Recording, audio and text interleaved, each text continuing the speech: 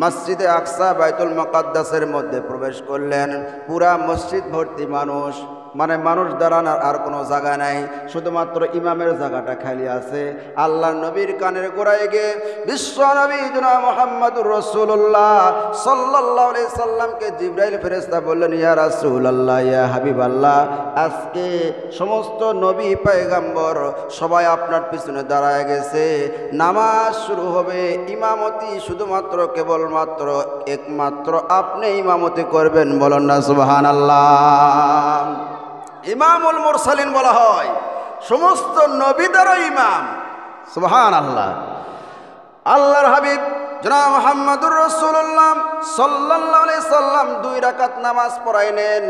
সমস্ত মুসল্লিরা তার পিছনে নামাজ পড়লেন। নামাজ পড়ার পর জিবরাইল ফেরেশতা বললেন, ইয়া রাসূলুল্লাহ, ইয়া হাবিবাল্লাহ, আজকে আপনার পিছনে কারা নামাজ পড়ছে আপনি জানেননি? বলে, মানুষেরা পড়ছে। বলে, কোন মানুষটা কি আপনি জানেন? আদম নবীর থেকে শুরু করে আপনি পর্যন্ত যত নবী পয়গম্বর আল্লাহ পাক দুনিয়াতে পাঠায় দিয়েছেন, অসংখ্য নবী পয়গম্বর এবং লক্ষ লক্ষ কোটি কোটি ফেরেশতারা আপনার পিছনে ইক্তেদা করে তারা নামাজ আদায় করেছে। আসসালামু আলাইকুম ওয়া রাহমাতুল্লাহি ওয়া বারাকাতুহু।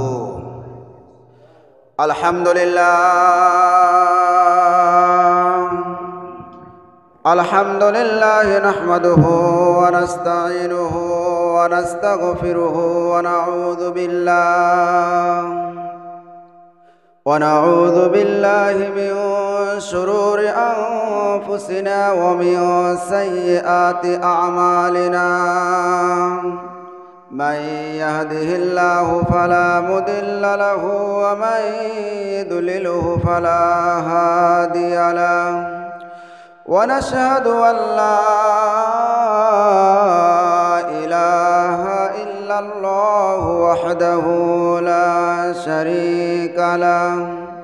ونشهد أن سيدنا وسندنا وحبيبنا وحبيب طبيبنا ومولانا محمدا عبده ورسوله الذي أرسله بالحق بشيرا ونذيرا وداعيا إلى الله بإذنه وسراجا منيرا. فقد قال الله تعالى في كلامه المجيد والفرقانه الحميد. সকলে আমার সাথে জবান ছেড়ে আওয়াজ দিয়ে বলুন, আউযু বিল্লাহি মিনাশ শাইতানির রাজীম. বিসমিল্লাহির রহমানির রহিম. ইন্নাল্লাহা ওয়া মালাইকাতাহু ইউসাল্লুনা আলান নবী ইয়া আইয়ুহাল্লাযীনা আমানু সাল্লু আলাইহি ওয়া সাল্লিমু তাসলিমা. দুরুদ. আল্লাহুম্মা সাল্লি আলা সাইয়্যিদিনা মাওলানা মুহাম্মদ ওয়া আলা আলি সাইয়্যিদিনা. মোহব্বতে জোরে সোরে বলুন, আল্লাহুম্মা সাল্লি আলা সাইয়্যিদিনা মাওলানা মুহাম্মদ ওয়া আলা আলি সাইয়্যিদিনা শাফিয়ানা. रहे मेरे मस्कन حوالي كعبہ رہے میرے مسکن حوالی کعبہ بنے میرے مدفن دیار مدینہ اللہم صلی علی مولانا محمد وعلى آل سيدنا شافعنا আলহামদুলিল্লাহ। সর্বাগ্যে সর্বপ্রথম সেই মহান আল্লাহ পাকের দরবারে লাখো করে শুকরিয়া জ্ঞাপন করে নেই, যে মহান রব, আমাদের মালিক, আমাদের স্রষ্টা, আমাদেরকে ভালোবেসে পছন্দ করে মনোনীত করে সপ্তাহের শ্রেষ্ঠ দিন জুমার দিন আল্লাহ পাক আল্লাহর ঘরের মধ্যে এসে বসে কোরআন এবং হাদিস থেকে কিছু কথা বলা এবং শোনার তৌফিক দান করলেন। সেই মুনিবের দরবারে একবার কালিমাত শুকরিয়া আদায় করে সকলে জবান সেরে পড়ে নেই আলহামদুলিল্লাহ। লাখ করে দরুদ সালাম বর্ষিত হোক আকা ইমানদার তারদারে মদিনা আহমদ মুস্তফা মোহাম্মদ মুস্তফা, সমস্ত নবীদের সর্দার, মানবতার মুক্তির দুধ বিশ্বনবী জনাব মুহাম্মদুর রাসূলুল্লাহ। সকলে মুহাব্বতে পড়ে নেই সাল্লাল্লাহু আলাইহি ওয়াসাল্লাম। প্রিয় সুধী সমাজ, আল্লাহ রাব্বুল আলামিন আপনি আমার নবী জনাব মুহাম্মদুর রাসূলুল্লাহ সাল্লাল্লাহু আলাইহি সাল্লামকে এমন মর্যাদা, এমন সম্মান দান করেছেন। আল্লাহ রাব্বুল আলামিনের বাড়িতে আল্লাহ পাক শুধুমাত্র কেবলমাত্র একমাত্র আপনি আমার নবীকেই দাওয়াত দিয়ে নিয়ে গেছেন। অন্য কোনো নবী, অন্য কোনো পয়গাম্বর কারো কিসমতেই মেরাজ ঘটে নাই, শুধুমাত্র আপনি আমার নবীর কিসমতেই ঘটেছে। বলুন না সুবহানাল্লাহ। আল্লাহ রাব্বুল আলামিন পবিত্র কোরআনে কারীমের সূরা বানী ইসরাঈলের মধ্যে বলেন, সুবহানাল্লাযী আসরা বিআবদিহি লাইলাম মিনাল মাসজিদিল হারামি ইলাল মাসজিদিল আকসাল্লাযী বারাকনা হাওলাহু লিনুরিয়াহু মিন আয়াতিনা ইন্নাহু হুয়াস সামিউল বাসীর। আল্লাহু আকবার। আল্লাহ রাব্বুল আলামিন বলেন, সমস্ত দোষ ত্রুটি অক্ষমতা দুর্বলতা সব কিছু হইতে পবিত্র সেই মহান আল্লাহ পাক তার বান্দাকে ইসরার করাইছেন মসজিদে হারাম থেকে মসজিদে আকসা পর্যন্ত রাতের সামান্য সময়ের মধ্যে ভ্রমণটা মেরাজটা হয়েছে। জোরে জোরে বলুন না সুবহানাল্লাহ। পুরাটা রাত লাগে নাই। রাতের লাইলান শব্দের অর্থ হচ্ছে রাতের সামান্য একটু অংশ। রাতের কিছু সময়ের মধ্যে আল্লাহ পাক জান্নাত জাহান্নাম লৌহ কলম কুরসি সিদরাতুল মুনতাহা থেকে শুরু করে আল্লাহ পাক 27 বছরের ভ্রমণ করাইছেন সামান্য সময়ের মধ্যে। সুবহানাল্লাহ। আল্লাহ পাক এই আয়াতের মধ্যে আব্দুন শব্দ ব্যবহার করেছেন, যে আমার বান্দাকে, একজন মানুষের বান্দা হওয়া সবচাইতে বড় একটা কিসমত। আল্লাহ পাক কোরআনে কারীমের মধ্যে অনেক জায়গায় বলেছেন, ওয়া ইন কুনতুম ফি রাইবিম মিম্মা নাযালনা আলা আবদিনা, আমি আমার বান্দার উপরে যে কোরআনকে নাজিল করেছি। বান্দা শব্দের অর্থ এখানে বোঝানো হয়েছে আপনি আমার নবী। সুবহানাল্লাহ। তাবারাকাল্লাযী নাযালাল ফুরকানা আলা আবদিহি, এখানেও আল্লাহ রাব্বুল আলামিন আব্দুন শব্দ দ্বারা আপনি আমার নবীকে বোঝানো হয়েছে। সুবহানাল্লাহ। আর আব্দুন বলা হয় আল্লাহ পাকের ওই সমস্ত মানুষকে। আব্দুন শব্দের অর্থ হচ্ছে যার ভিতরে রূহ আছে এবং শরীর আছে। সুবহানাল্লাহ। যেহেতু আল্লাহ রাব্বুল আলামিন আয়াতের মধ্যে আব্দুল শব্দ ব্যবহার করেছেন, সুতরাং আল্লাহর নবীর যে মেরাজ হয়েছে সশরীরে মেরাজ হয়েছে, স্বপ্নে হয় নাই। সুবহানাল্লাহ।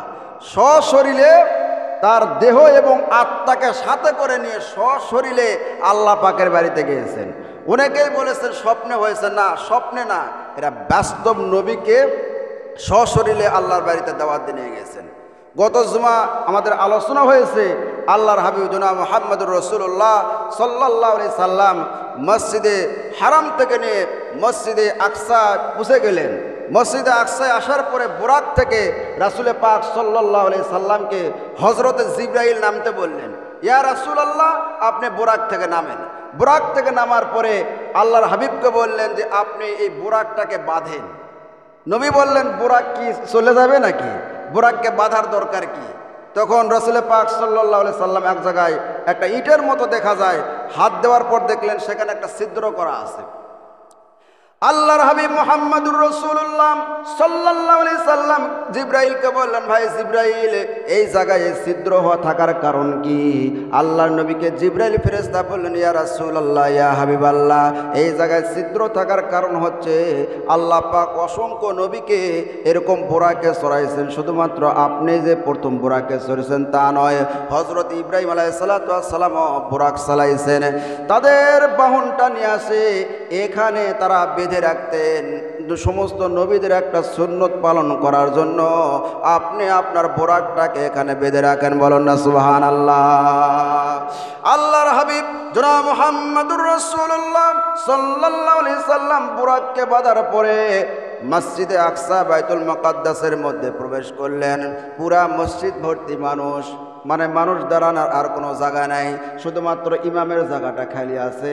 আল্লাহ নবীর কানের গোড়ায় গিয়ে বিশ্ব নবী জনাব মুহাম্মদুর রাসূলুল্লাহ সাল্লাল্লাহু আলাইহি সাল্লামকে জিবরাইল ফেরেশতা বললেন, ইয়া রাসূলুল্লাহ ইয়া হাবিবাল্লাহ আজকে সমস্ত নবী পয়গম্বর সবাই আপনার পিছনে দাঁড়ায় গেছে, নামাজ শুরু হবে, ইমামতি শুধুমাত্র কেবলমাত্র একমাত্র আপনি ইমামতি করবেন, বলেন না সুবহানাল্লাহ। ইমামুল মুরসালিন বলা হয়, সমস্ত নবীদেরও ইমাম, সুবহানাল্লাহ। আল্লাহর হাবিব জনাব মুহাম্মদুর রাসূলুল্লাহ সাল্লাল্লাহু আলাইহি সাল্লাম 2 রাকাত নামাজ পড়াইলেন। সমস্ত মুসল্লিরা তার পিছনে নামাজ পড়লেন। নামাজ পড়ার পরে জিবরাইল ফেরেশতা বললেন, ইয়া রাসূলুল্লাহ ইয়া হাবিবাল্লাহ আজকে আপনার পিছনে কারা নামাজ পড়ছে আপনি জানেননি? বলে মানুষেরা পড়ছে। বলে কোন মানুষটা কি আপনি জানেন? আদম নবীর থেকে শুরু করে আপনি পর্যন্ত যত নবী পয়গম্বর আল্লাহ পাক দুনিয়াতে পাঠায় দিয়েছেন, অসংখ্য নবী পয়গম্বর এবং লক্ষ লক্ষ কোটি কোটি ফেরেশতারা আপনার পিছনে ইক্তেদা করে তারা নামাজ আদায় করেছে। রাসূল পাক সাল্লাল্লাহু আলাইহি সাল্লাম বলেন, নামাজ শেষ করার পর আমি দেখলাম মসজিদের কানিতে কয়েকজন মানুষ সেখানে বসে কি যেন মিটিং করতেছে। দেখবেন মসজিদে যখন তাবলিগ জামাত আসে নামাজের শেষে দেখবেন তারা এক সাইডে বসে থাকে, এরকম গোল মিটিং করে, আছে না নাই? সেই সময় রাসূল পাক সাল্লাল্লাহু আলাইহি সাল্লাম জিবরাইলকে বললেন, ভাই জিবরাইল ওই জায়গায় তারা বসে কি মিটিং করতেছে?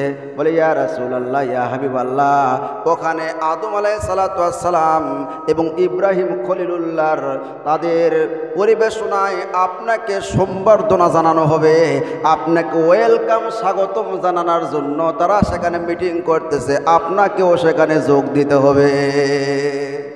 রাসূল পাক সাল্লাল্লাহু আলাইহি সাল্লাম ওই মিটিংয়ে গিয়ে যোগ দিলেন। যোগ দেওয়ার পরে আল্লাহর হাবিব জনাব মুহাম্মদুর রাসূলুল্লাহ সাল্লাল্লাহু আলাইহি সাল্লাম বসে আছেন। হযরতে আদম আলাইহিস সালাতু ওয়াস সালাম দাঁড়ায় গেলেন। দাঁড়ানোর পরে ভাষণ দিলেন, আলহামদুলিল্লাহিল্লাযী জাআলানি আবাকুম। হে আমার এখানকার মানুষেরা শোনো, আল্লাহ রাব্বুল আলামিন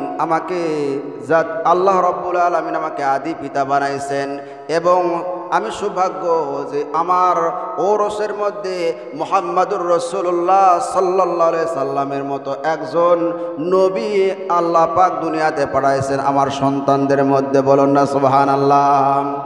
হযরত আদম আলাইহিস সালাতু ওয়াস সালামের বক্তব্য শেষ হয়ে গেল। হযরতে মূসা আলাইহিস সালাতু ওয়াস সালাম দাঁড়ায়া বক্তব্য দিলেন। হযরত ঈসা আলাইহিস সালাতু ওয়াস সালাম দাঁড়ায়া বক্তব্য দিলেন। হযরত ইব্রাহিম খলিলুল্লাহ এবার দাঁড়ায়া বললেন, আপনাদের সম্মুখে এখন বক্তব্য দিবেন হযরতে মুহাম্মদুর রাসূলুল্লাহ সাল্লাল্লাহু আলাইহি সাল্লাম। আপনি আমার নবী দাঁড়ায় গেলেন। সমস্ত নবী পয়গম্বর বসে আছেন। সেখানে দাঁড়ায়া অল্প সময়ের মধ্যে আল্লাহর হাবিব একটা সুন্দর বক্তব্য দিয়েছেন। বক্তব্য দেওয়ার পর যখন বসে পড়লেন, জাতির পিতা হযরত ইব্রাহিম খলিলুল্লাহ দাঁড়ায়া বললেন, আপনারা কি বুঝলেন মুহাম্মদ সাল্লাল্লাহু আলাইহি সাল্লাম বক্তব্য শুনে? সমস্ত নবীরা বলে বসলাম, এত সুন্দর তার বক্তব্য, এত সুন্দর সবলীন ভাষা, এত সুন্দর প্রাণোজ্জ্বল তার ভাষা, তার কথাবার্তা আমরা শুনে আশ্চর্য হয়ে গেছি। হযরত ইব্রাহিম বললেন যে তার বক্তব্যই প্রমাণ করে আল্লাহ পাক কেন তাকে শ্রেষ্ঠ নবী বানাইছেন। সুবহানাল্লাহ। তার বক্তব্যই প্রমাণ করে দেয় যে আল্লাহ পাক তাকে কেন সমস্ত নবীর উপরে শ্রেষ্ঠত্ব দান করেছেন।